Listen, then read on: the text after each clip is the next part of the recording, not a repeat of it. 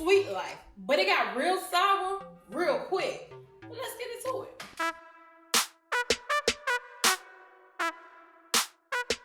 Okay, so let's get into the first episode of HBO's new Black millennial reality show, Sweet Life, Los Angeles. Executive produced by one of my faves, Issa Rae. Now, I ain't gonna lie. When I first seen the trailer to this show, the first thought that came to my mind was Baldwin Hills. Now, Baldwin Hills was a classic reality show for my generation, and it was basically about Black wealthy teens growing up in the Los Angeles neighborhood, Baldwin Hills, and all type of problems they had from relationships, school, and beyond. And all of that is what I gathered from Sweet Life LA, a show on young adults from different backgrounds in Cali living their life to the fullest, learning, growing, and finding their way through life with their relationships, careers, and so on. So it's basically the modern day Baldwin Hills, just new money and new faces.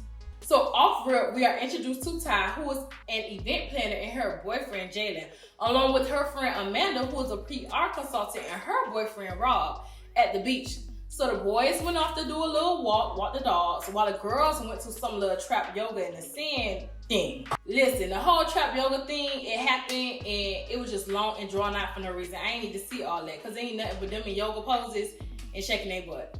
But before they did go to trap yoga, the girls did have a quick chat about the boys when they went to walk off, and basically Ty brought up how this was Amanda's first real boyfriend. So I guess she never been the type to be in a relationship. And this is also giving insight on how long the two girls have known each other, which was since high school.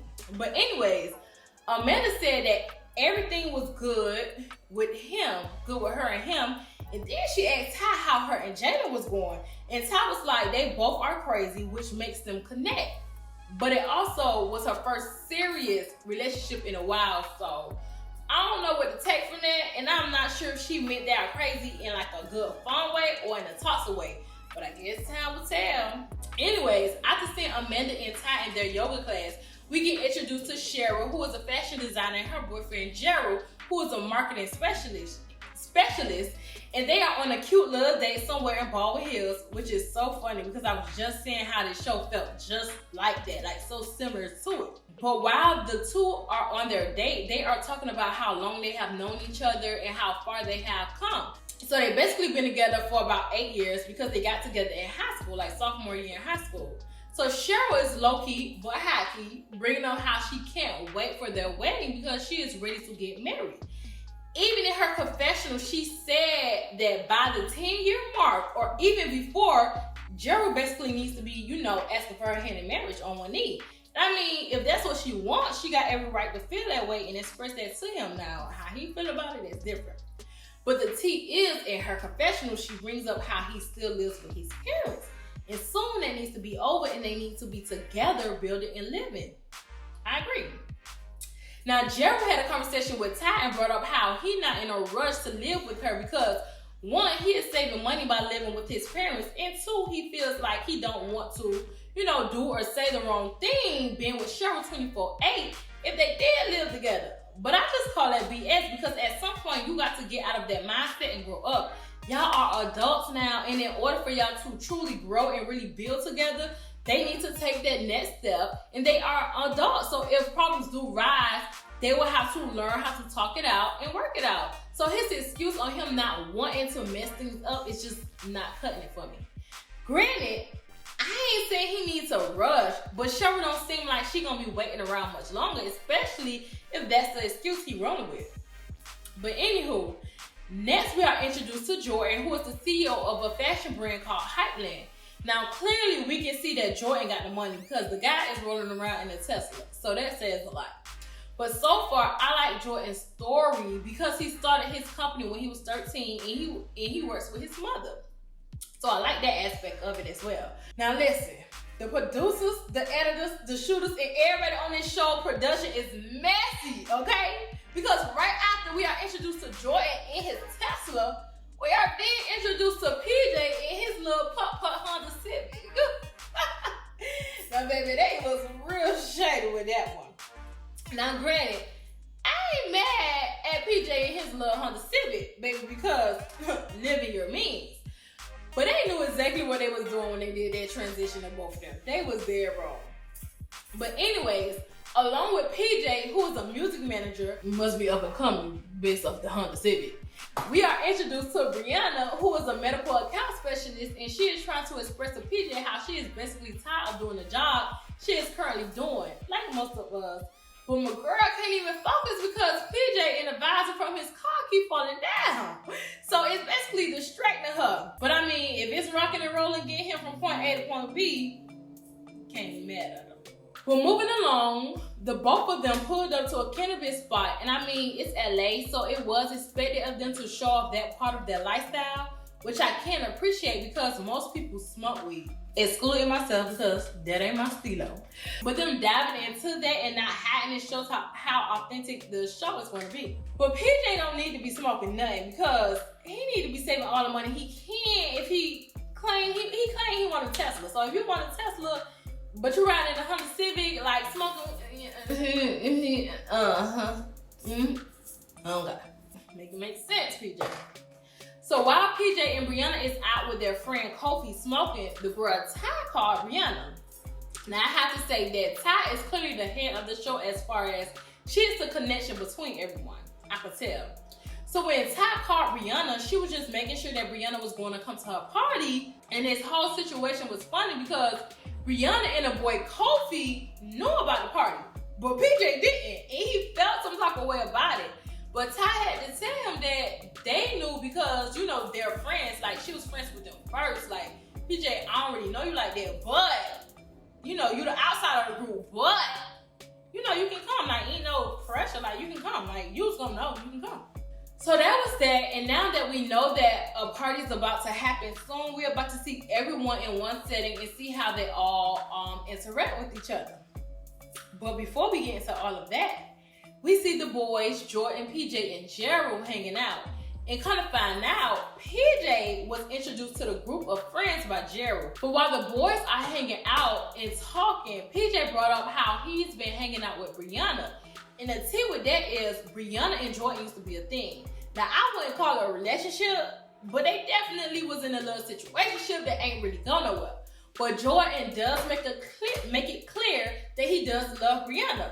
Now, he either loves her, or he just got love for her, which is a difference. But now that Jordan knows that PJ is hanging out with Brianna, he is on alert about it. Because, I mean, he loves her. But beyond that little situation, Gerald and Jordan are trying to figure out why PJ is hanging out with Brianna anyways, when he was just hanging out with some girl named Becky who he used to date, and is also cool and best friends with girl Brianna. But what is even more messy about that is Jordan also used to have a thing with Becky. Like, I don't know what it is with Jordan and PJ, but they clearly go for the same type of girls. So they should be the best as the friends, but I don't know. They may be frenemies. But child, listen. The boys are being messy already, and I love it. But once we get past the boys and their little hangout, we get into the girls. And it's interesting because Cheryl, who is Gerald's girlfriend, is also an outsider out the group, but in a weird way because she grew up and been around everyone, unlike PJ, but she never really hung out with them to call them friends. But Ty, being the connector, is now pulling her in more and having her hang out with them so they can, you know, get to know each other. But yeah, Brianna is not here for that, okay?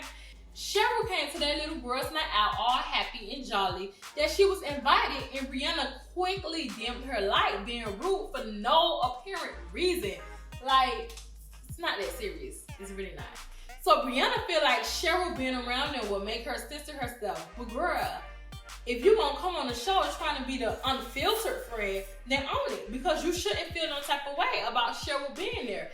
And if she does run back to her boyfriend and tell him about the conversation y'all had, then you should be able to stand 10 toes on what you said. But if you are pressed about that girl being there, you clearly ain't on it. But anyways, the girls are talking and they are trying to figure out why is Brianna hanging out with PJ. And she is playing that little, oh, he's just my friend, you know, little role. Like, okay, girl.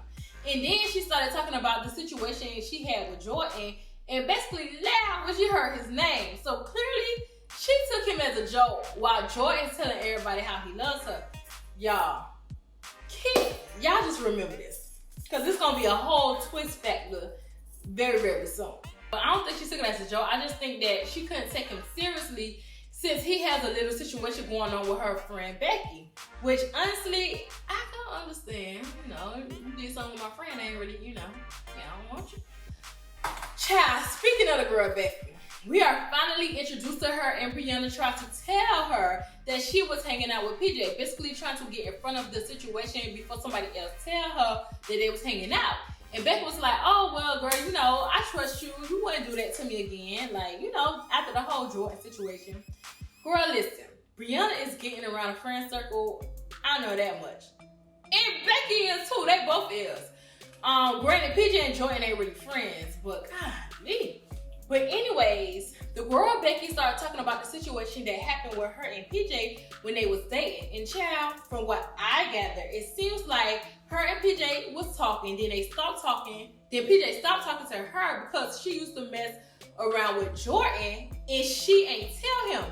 But it seems like PJ is trying to now make his moves on Brianna. So he low-key is doing the same thing that Becky did. But then again, it is really Jordan they don't care for because he tried to hide from Brianna that he used to mess around with Becky and did not tell her, knowing they was friends. Y'all, this thing, it's a mess. It's all truly a mess. But I'm trying to figure out why the hell they keep bouncing between these two dudes. Like, baby, it got to be more men out there in LA. I just can't go for this little, you know, love square they got going on. But they all ended up at Ty's party together, and it was the first time they all were in the same room, and they all could have that awkward conversation on how everything went down. Mainly between Jordan, Becky, and Brianna. And Becky told Jordan he needs to apologize to her and Brianna because he basically tried to play them. He did by sleeping with one and then going to try to be with the other one without them knowing. But he admitted to, you know, knowing that they was friends, and he tried to do what he did. And Becky basically was telling him he didn't even have to try to lie and hide it because it wasn't like they were in a real relationship or anything. And she basically told him he can be with Brianna if he wants to, but the question is, does Brianna want to be with him? That's a real question. Honestly, I think she is saying she don't care because she is trying to get under PJ, who is Jordan's friend or associate, whatever. I don't know what they are. It just seems like they are really cool. But because she knows that she has to put on that front, like she don't care about Jordan and Brianna dating, so you know her face can look clean at the end of the day. But the real question is, does PJ like Becky or do he like Brianna? Because we know Brianna don't like Jordan, but Jordan wants her. I don't know. It's a lot, but y'all check out my next review that's coming up now for episode 2 and 3 to find out what happens next. Comment your thoughts and views on this show so far. Like this video, and last but certainly not least, subscribe and join the cleaning, baby.